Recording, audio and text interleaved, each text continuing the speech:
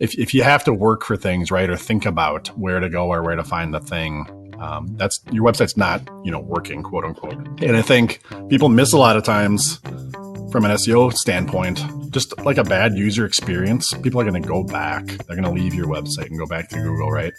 And so I want to make sure that when I'm directing traffic, navigating a website, that I give people the path of least resistance. Because if it's too hard to find an answer, they're going to dip.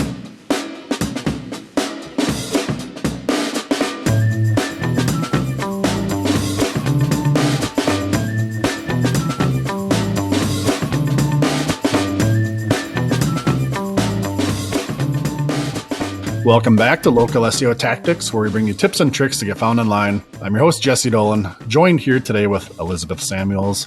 Thanks for coming on, Elisabeth. Good to see you. Thank you for having me. I really appreciate it. So, Elisabeth, we've known each other for a while. This is the first time we've been on here recording. Thanks for coming on the show. I'm excited for everybody to learn some stuff from you. Got to get this out of the way on the front side. Elisabeth Samuels. People have heard the Samuels name on our show here a few times. You have the fortunate or misfortune, depending on the day, maybe, title of being married to Terry Samuels, also of Salterra, our favorite schema and overall SEO guru that we have on the show here. So what's that like? I'm sure we're all super curious being married to Terry. You guys ever talk about anything not SEO related? That's just got to be just a little tiny bit. Yeah. So Terry and I have been married over 20 years. We have 5 kids, and we're just really good friends. I know that that's kind of a little anomaly for a lot of married couples. We've been self-employed in 3 different businesses, and we just work better together. We really enjoy being around each other. We have fun. I think he's a great guy. I think he's incredibly talented, smart as hell. And I have a lot of great things to say about him, but of course I'm biased, right? So I know that he's gotten a lot of traction from your podcast, and he absolutely loves interacting with you. We've had a great relationship with you in the industry for several years. Terry and I started out, crazy story. He was recovering from shoulder surgery, and our church asked us to help them out and help with their website. And because Terry had a background of like 20 years of, coding and tech stuff back then, had a computer repair business like back in the day. Like, this is how old it was. So he started helping out, and then just everybody jumped in and said, well, can you help me with my website? Can you help me with my website? And that just evolved into a business. He brought me on because I have kind of an art background, very visual. And so I'm like, okay, well, we'll just figure it out. And we did. We're obviously both self-taught in the industry, and it's something that I really pushed myself to learn graphics as well as web design, because I felt that better served our customer and our client. So I do have a portion of our business where I will do business cards and flyers and newsletters and all of the really fun, creative stuff online. And it seemed to mix well with web design because, many years ago, there was a lot of things that you couldn't always do with web design. I try to tell people, think of it like Lego blocks. They stack on top of each other and they don't always overlap. Well, back in the day, I would fake things out with graphics to give it that, unique look. Whereas, now things are a little more fluid. It has evolved into what it is today, to where you have a little bit more creativity allowed. But I've always found that the marriage and the relationship between web design and SEO overlaps so well, because you really can't have one without the other. I think if you have the most beautiful, fantastic, gorgeous website, that's great and wonderful, but what value is it if it doesn't rank, if people can't find you, or if they see it, but they don't convert to your business? And so for us, it just makes sense that web design and SEO should be in-house, and it should be very interconnected. I feel that that tech is an art in itself, and a lot of people don't always give it that credit just because they're used to visual arts and graphics and painting and sculpture. But I can tell you, I mean, I know people that will see a line of code that is absolutely gorgeous and totally makes sense. And so I give it that value where not everyone else does. But I think you can have an elegant or an ugly source code. That's a thing. If you ever look look behind the curtain on a website, absolutely. Oh my gosh, you got to know what you're looking at. But, well, hey, I'd like to go back a little bit. And I love hearing you talk. And you've started to, not just design, but actually be out there teaching these things to people now. And I love hearing you talk about this space. And that's why I was excited to get you on today to talk about that intersection of where design and SEO meets. And I joked a little bit early about being married to an SEO nerd like Terry. You're just going to get some of this through osmosis, but obviously you understand it all yourself and you know how these things complement each other. And we deal with clients all the time that come on board that maybe they'll come at you right away. Like, I need a new website and I need SEO. And sometimes we pump the brakes a little, like, well, you don't need a new website. Maybe there's some things that you need to revamp, but some of this is kind of part of our SEO process, whether it be images or things. And we'll dive into some of that. I want to scooch back though a touch. I was looking on your guys' website a while back in advance of this interview, and I might have it slightly wrong, but I know I read something about, your artistic background. And you had a blurb in there about drawing while in detention, right? So this artistic bend that you have, in the creative side of your brain, sounds like it goes back there quite a way. Tell us how you've been artistic, why are you drawn to that side of things? So true story. In first grade, I got detention because I wasn't paying attention in class. I was drawing pictures of Snoopy. Nice. My dad had always encouraged my creativity. That was never anything that was in question. I would draw. Any art class that was offered, I was always taking it. That was, when you get your electives in school, you always have something that's non-negotiable. Well, for me, that was art. And I'm not saying that I'm like super spectacular and I'm not winning awards, but it's something that I feel a way to communicate with. And it's something I just love, Back in high school, I had a college that wanted to talk to me about scholarships. They wanted to see my portfolio, and my pride got in the way of my common sense. And I said no. I'm like, I don't want to be a starving artist for the rest of my life. Nobody's going to do art on the computer. And, obviously this was back in the 80s before computers were so big. And, I really kind of got my pride handed to me. Because graphic design exploded in the 90s, I could have wrote my ticket at that point, but it's just something like I've always had to have some form of art in my life. And, having little kids in the house, there's always paint and markers and whatever. It really doesn't matter. Just do something, have fun with it. I don't believe in a whole lot of structure because I feel like people get too caught up in the rules and, following a certain guideline. And I'm like, no, just play, just have fun.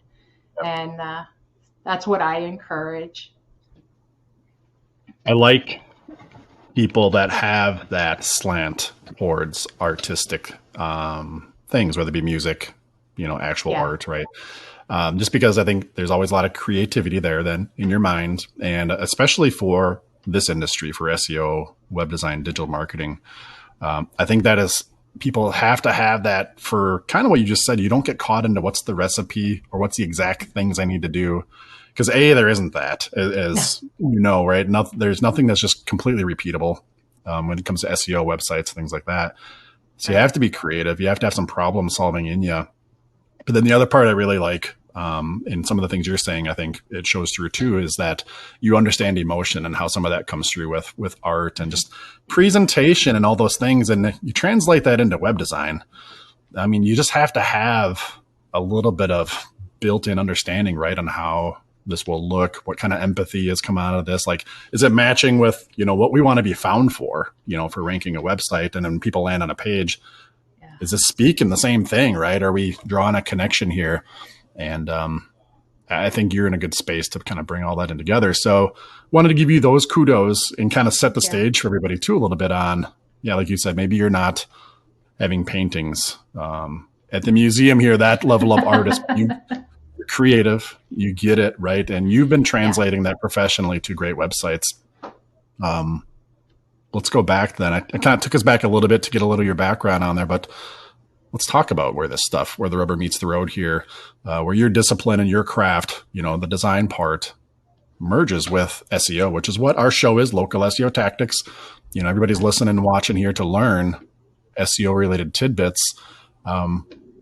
Let's just kick it off. What is something that people usually maybe don't look at for their website or unaware of? If you're a business owner or a marketing manager listening, Elisabeth, they have a website.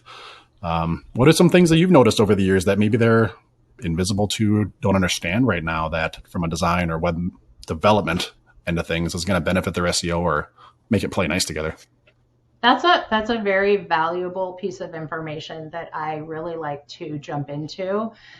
People don't realize that conversion is just transferred emotion. So if I have a website that I'm looking at and you're wanting me to convert, you're wanting me to buy your product or call you for a service, I have to see based on your website that you understand me, that you're going to solve my problems, that you're going to be the solution for me. And so finding a way to transfer that emotion, a lot of it is through images. I am super big on consistency and branding. So if you have specific colors in your logo, I think those colors should be the exact same color throughout your website, not 2 or 3 different shades of blue. I want your exact hex code of blue to be in different places in your website to resonate. I want imagery, pictures that kind of match the same colors of your logo as well. There's nothing, it's jarring when it's disjointed. And so I absolutely look for a cohesive look. I want a little bit of space. I want the images to breathe. I don't want them all stacked on top of each other. I want to be able to see a flow from the top of the page through the middle down to the bottom of the page.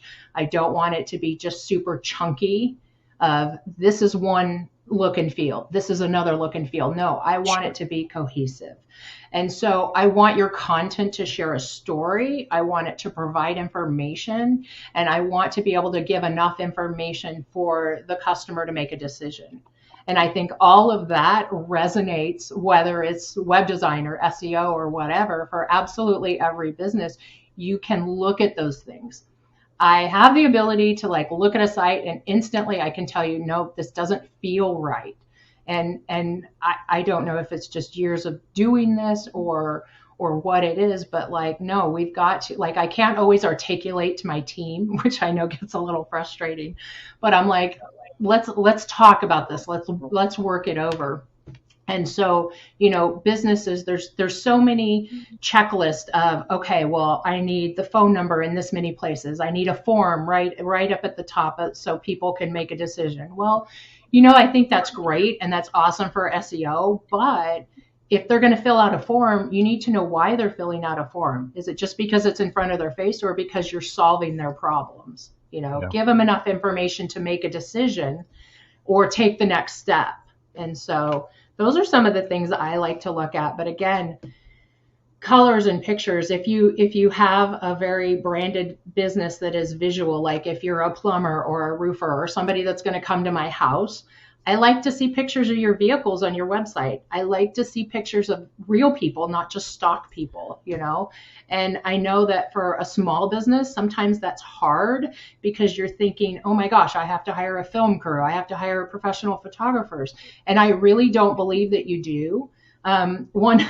One tiny little secret people don't realize is a lot of these new iPhones cameras are fantastic, and you can take pictures with your cell phone that can be good web quality. The key is making sure that the settings are right and that you send them over to your developer or your web person full size, as large as you possibly can with as high as of a DPI or resolution. And then I can absolutely use them on a website. And that will be a way that's approachable to just every business. when you're taking pictures, look at the background. What do you have behind you that is going to, distract somebody, different things like that. There's, hundreds of tutorials online on how to take really great pictures. Spend a little bit of time researching that. And a lot of it can be DIY. You don't have to spend thousands of dollars on photographers and camera crews, because they're not going to probably get your business the way you get your business. Right. And that's the biggest value, I say, because your clientele, your customers, your demographic, what would appeal to them. And, we always talk about on our show and at our company, like this crawl, walk, run philosophy, right? Like you don't have to immediately be running on these things. If you think ultimately you need some professional photography or videos done, you can do that. But to your point, right now, today, if you want to get better images on your website, run out, take some and get them to your web person. And your photographer, whatever next year that you're going to hire, can have an idea at least of what your brand and what they want to capture, and they're not going off on their own. If you think that your photos you take with your iPhone aren't going to be good enough, they're good enough for now. You can always step into that later. Absolutely. And there's a lot of things that, if you have a good web developer that can be creative with it, maybe they can enhance it in Photoshop a little bit for you, or crop it a certain way so that it looks better. There's a lot of DIY stuff out there. So don't get hung up on, what you can't do right now. And I know that so many people are like, ready, fire, aim. Well, no, let's aim. Let's figure out what our goals are, what we're trying to accomplish, and then just take steps towards that. Because you're right. Maybe next year you can, bring on a photographer. Maybe if right now you get some pictures that resonate with who you are and who you're trying to connect with, and then that bumps up your business a little bit so that you have the extra funds to take the next step and go to the next level. Blogging, everybody knows that content is the biggest thing that gives the best return on investment for your business. If you're a roofer, blog about your business, blog about roofs. What is the value of having a slate roof over a metal roof or whatever? How often should you have your roof inspected? There's millions of things that you can do as a business owner that can help your website yourself. SEOspringtraining.com is the website that you can go ahead and purchase your tickets on there. You can learn a little bit more of information of what we're doing. I am absolutely available. My contact information is on there. It's Elisabeth at SEOspringtraining.com. So you're free to email me and ask questions. I absolutely don't mind. It is April 13th is the VIP, but 14th through the 16th is the regular marketing conference. It's in Scottsdale, Arizona. We have reserved an Embassy Suites. And it's not an event where this isn't like trade show, where it's just sponsors all over tables, people throwing stuff around and everything's brought to you by this and trying to sell you a package. It's actual people practicing SEO, doing it, right, that are up to date with what's happening. We bring quality value to people through our events. That's the whole purpose of it, is just because, when we started out, we didn't know what we didn't know. And if I can shorten the learning curve for other people, I'm absolutely happy to.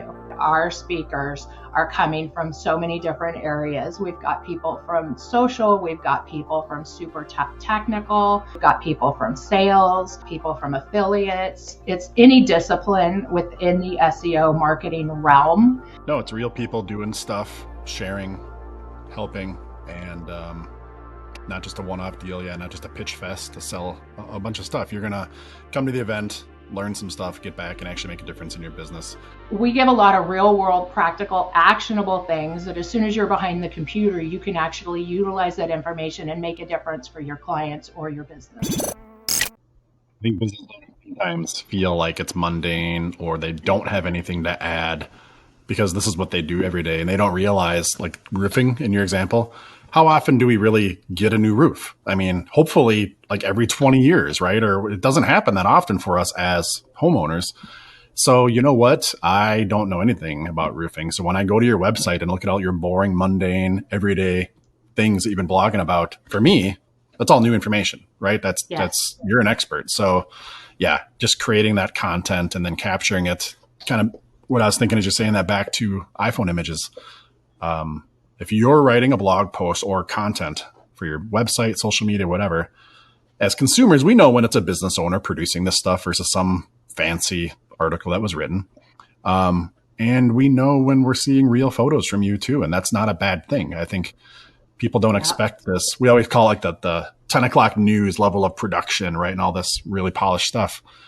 The last few years, especially with COVID and all of us being so remote and everything else, I think it's accelerated people just being fine with great, natural, organic photos. And then you marry that with, like you said, with iPhones nowadays, you're taking great quality to be on top of that from a clarity standpoint.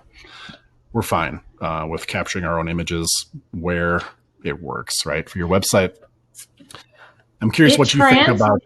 It translates as authentic. Okay. Yeah, so we had a foundation repair company that, oh my God, this guy was so great about blogging. He would go out and, foundation repair is not glamorous. It's not sexy. Okay. It's fixing the foundation of your house, making sure that your house is level and stable so that your roof doesn't crack and then you need to replace your roof, right? It's super integral. And so he would take pictures, he would do little videos and show what a cracked foundation that is something to be concerned over. So it's not glamorous at all, but the value in it was he was constantly putting new content. He was blogging about it. You're right. It does not have to be 5 o'clock news polished. And people are resonating with the authenticity that comes from, that everyday information that, like you said, you're going to a website, you don't know how to replace a roof or what's valuable or what information is. And you're right, it may be mundane for the roofer that's doing it all the time, but Google doesn't know who you are and what you do until you tell it. And the value of that information on the page or on the website is gold. It's absolute gold. Something for everybody is kind of just reinforcing, from a web design, right? SEO, where all this kind of intersects is content. Whether you're blogging or adding new pages to your website for a product or service you have to offer, capturing your content yourself, writing it yourself, getting it out there, right? Or at least doing some of it and then handing it off to your developers to make it look extra pretty and good. I think that's great stuff, and people shouldn't be intimidated by it because you don't have to wait, to your point, right? For budget or for resources to come in and do some of this. And then kind of like I was at Don, crawl, walk, run. You can always do better later. That's the great part about a website, like we tell everybody, is you can change it, you can update it, but waiting to have the perfect thing or the perfect page. It never exists. Even in development for my new websites, like it's never perfect. And so I tell people, let's get it 80, 90%. And then let's launch, because we can always make updates. We can always make changes. And to pretty much any business owner out there, you should be refreshing your website about every 2-3 years. And because times change, the whole industry evolves. And so your business is evolving, and we want to show that, and we want to highlight that. So yeah, refreshing a website, it's never going to be perfect and done and finished and ready for prime time. Just let's get it out there. Let's promote you. Let's get you business. What people want to see is, things they can trust, things that match with what they search for. Again, the whole, search for something, click on a website, it better match with what you're looking for. But then they want to see that you're actually updated, right? Styles change, to your point, every few years. If you go into wherever you live, you check out the new houses being built right now. They probably have a little bit different color scheme than the houses they were building 2, 3, 4 years ago.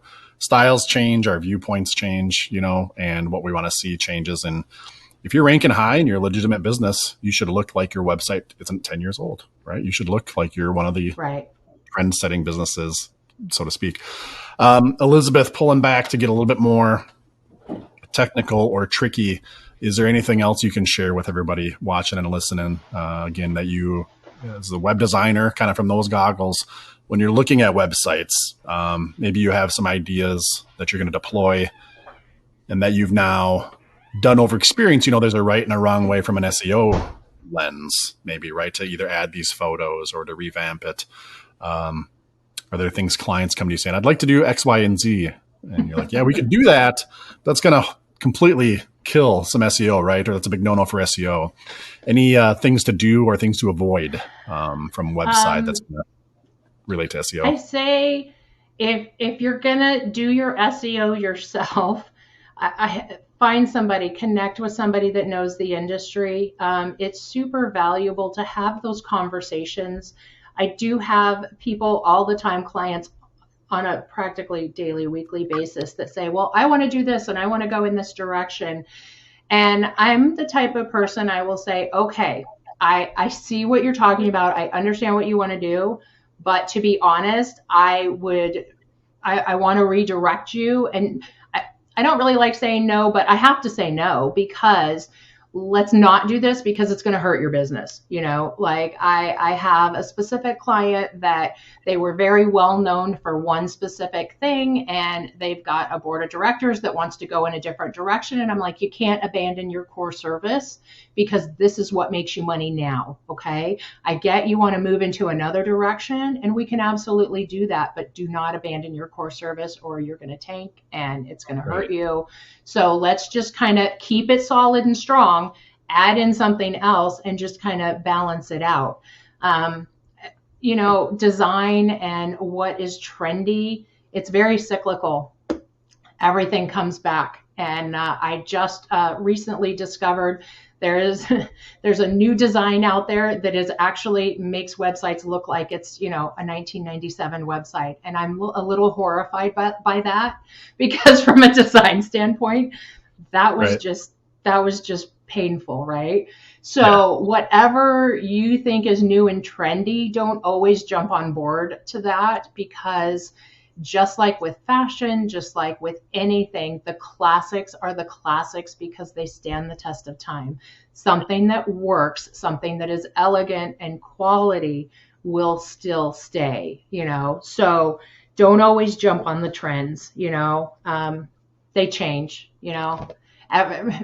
Fashion, retro, it's just recycled ideas. So there's not a whole lot new that's out there. So don't get too stuck on what's trendy.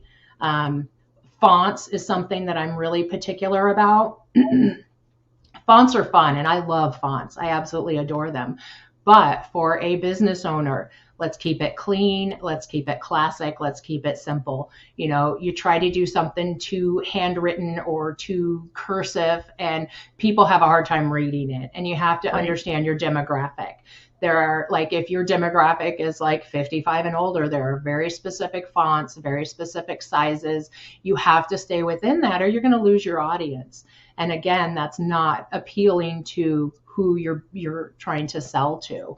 So as a business owner, let's just keep it classy, keep it simple, and go from there.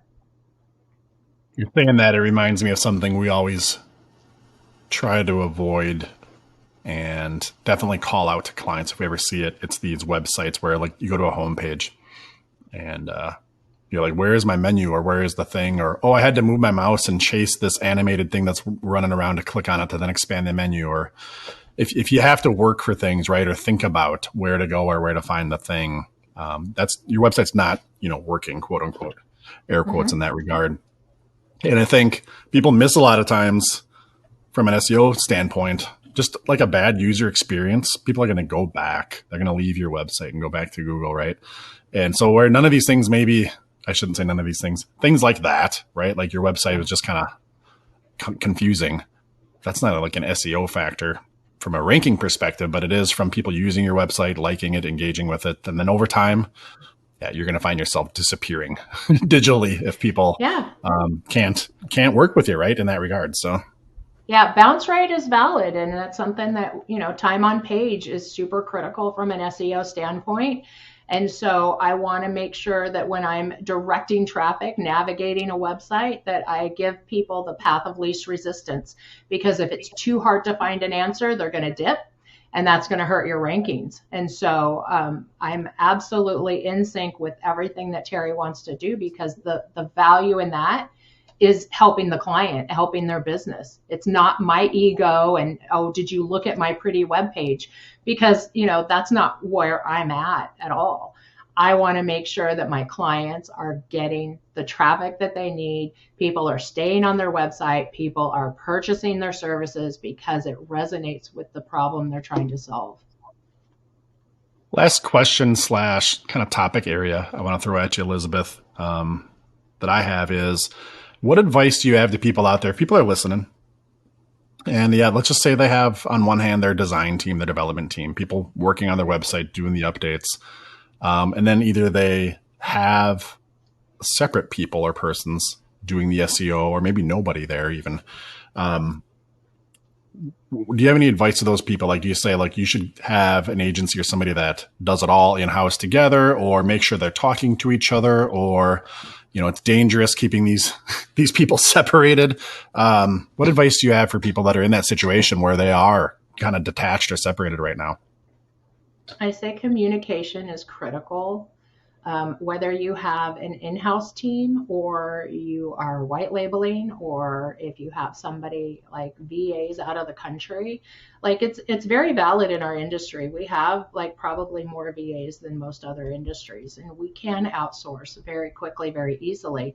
But I feel that the communication is where everybody can be on the same page and be cohesive, So I know probably back in the day when we started, we were a little shy about sharing our knowledge and our secrets with everything with a developer, because the fear is, oh, well, they're going to take it, they're going to run with it, they're going to do their own thing. And I don't feel that way anymore. I mean, if somebody wants to steal my strategies or whatever, that's fine, that's on them. But the value in making sure that people are on the same team as far as communicating what the goals are. I'm absolutely happy to connect with, if somebody has somebody else running their social media team, I will always say, hey, can I connect with that person just so that I make sure that the visuals on social media match the website? I want that consistency because I think in advertising, it takes like 7 or 8 times for somebody to see your logo or see your business and for it to kind of connect and resonate. And the biggest thing, you look at Apple, you look at Coca-Cola, that consistency in branding is there. So their brand is instantly recognizable.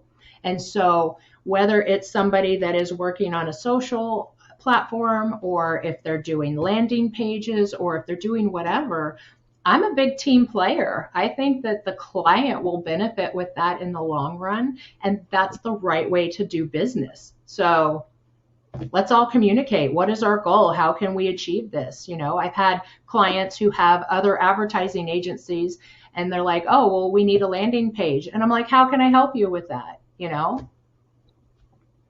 Well, kind of push that the other way. What's your opinion and advice for everybody about if you're a web designer, right, and you're making some changes to a page, or maybe the business owner or manager is jumping and doing it themselves. When you make design changes, updates to a page, if you're not the one or the team doing the SEO, what's your opinion? Is 100% of the time that you touch your website, you should let your SEO team know that you updated a design, updated a photo? Or are there major things you want to make sure, major changes that you would say is a threshold? Like, okay, if you're doing this, you can keep it quiet. But if you're doing this, let your SEO people know. Well, I definitely say if you're going to change like a word here or there, just make sure it's not a linked keyword or something like that. So I feel like, you got to have a little bit of information, a little bit of knowledge about SEO and how it works. I absolutely will say do not take away chunks of content because you want an airy and minimalist site. That scares me, because right. Not everybody has schema in the back end to fix what you're trying to do. It's just a communication and just saying, hey, I need to make some changes. Is this, and this okay? It's not so much like bugging the SEO person or the developer, but I'm sure you can attest to times where some dev has gone and, butchered a site and you're like, oh my God, you just undid all of the things that I was trying to do. Why? Like a little communication goes a long way. Hey, I want to do this. Is that all right? Do you mind? I am a big proponent of teaching my clients how to update their site if they want to. Like if you want to go in and make changes, this is totally fine. Be careful of this, be careful of that. Like I'll do training videos for my clients if they want to edit it. That's totally fine. But understand, if you undo something big or major that's going to affect your rankings, I'm going to have to charge you to fix it because it was already set up in there. But it's so fluid, and it so depends on what kind of edits and what they're thinking. And yeah. But when in doubt, I mean, if you're not sure if you're listening, right? Like when in doubt, check with your SEO team or SEO person about whatever changes are, like you said, communicate, right? That's the A1 thing that you were enforcing there, is just make sure that communication's there. And I don't think, hopefully I'm not trying to present it as like your SEO people are controlling your site, right? And you better check with them first, but it's more like you're saying, just make them aware. So that way, if they did have some advice or some corrections they needed to do, doing it sooner than later, because we do know from an SEO perspective is these things are usually not fast moving. If you make a change, if Google saw it, it's going to take a while for you to undo it, so communication, not so much permission, but just communication is great advice. Yeah. And respect. If somebody if I'm paying somebody to manage my site and do the SEO and all of that, and I go in and muck with it, like that's kind of undermining the value that SEO person has. And so again, communication, respect goes a long way. Yep. Any other final thoughts or advice you want to share with people out there in this space? It's hard, but it's not, like I know sometimes SEO and web development feels so intimidating, and especially for business owners that, your business, how to do what you do, and to add one more or two more or three more things on top of it can be very overwhelming. But I don't want it to be. I want it to be approachable, and I want it to be open to where, ask me. I don't care. If you have questions, I'm happy to support and help people. If we're a good fit to work together, absolutely, I would love that. But it's not critical for everybody. Just reach out. I'm happy to support people. And you can do it yourself. Once you share your contact info, we'll, not necessarily the email, but where people can find you, and we'll link all this in the show notes for everybody listening to make it easy. Awesome. Our website is Salterra Site, SalterraSite.com. Fill out a form, reach out, give us a call. Happy to help out. And ask for Elisabeth if you want to go straight to the top. Don't ask for that Terry guy. He's schema, different topic. If you really want the answers on web design and your website and your brand at large, check him out. No, thanks for coming on, Elisabeth. I think everybody listening and watching definitely has got some pointers, and if nothing else, help them reframe, right, where that space for web design, and it's not different than SEO. It's your brand, your digital marketing, and communication, and these things you're sharing, I think it's great advice for everybody. So thanks for coming on. Looking forward to seeing you guys in person when we get together for the SEO Spring Training coming up in a few months. And thanks for coming on. We'll talk to you next time. Thank you for having me. It's been great. Thanks. Take care.